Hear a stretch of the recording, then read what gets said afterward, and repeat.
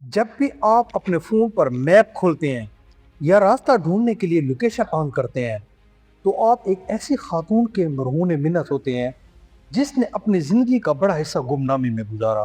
Gladys waste وہ باصلاحیت ریاضی دان تھی جن کے حسابات نے جی پی ایس ٹیکنالوجی کی بنیاد رکھی۔ یہ ایک غریب کسان کے گھر میں پیدا ہوئی۔ اس بچی نے کھیتوں میں کام کرنے کے بجائے تعلیم کو اپنا ہتھیار بنا لیا۔ گلیڈیز ویسٹ ایک غریب خاندان سے تعلق رکھتی تھی، لیکن انہوں نے اپنے ہائی اسکول میں پہلی پوزیشن بھی حاصل کی۔ کیوں؟ اس کے لیے وہ محنت کرتی رہی تاکہ مجھے مکمل اسکالرشپ حاصل ہو جائے۔ ان کے پاس کالج کی فیس کے پیسے بھی نہیں ہوتے تھے۔ جب انہوں نے 1956 میں امریکی بحریہ میں کام شروع کیا تو وہ وہاں بھرتی ہونے والی دوسری سیاہ فام خاتون تھیں۔ اس وقت وہ ہاتھ سے پیچیدہ حساب کتاب کرتی تھی۔ بعد میں انہوں نے کمپیوٹر پروگرامنگ سیکھی۔ ان کا زیادہ تر کام برسوں تک کلاسیفائڈ خفیہ رہا، یہاں تک کہ ان کے اپنے کے بچوں کو بھی معلوم نہیں تھا کہ ان کی والدہ نے دنیا بدل دینے والی ٹیکنالوجی یعنی جی پی ایس میں کتنا بڑا کام کیا ہے۔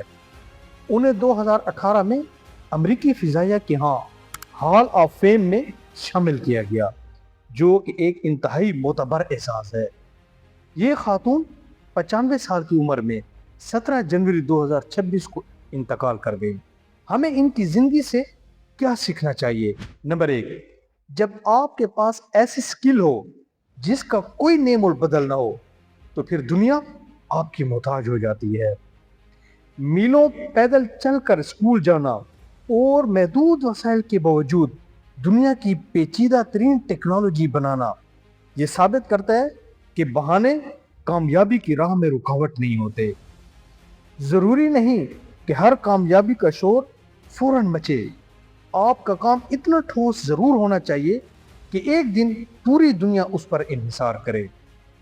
آج دنیا بھر میں اربوں لوگ جی پی ایس ٹیکنالوجی استعمال کرتے ہیں۔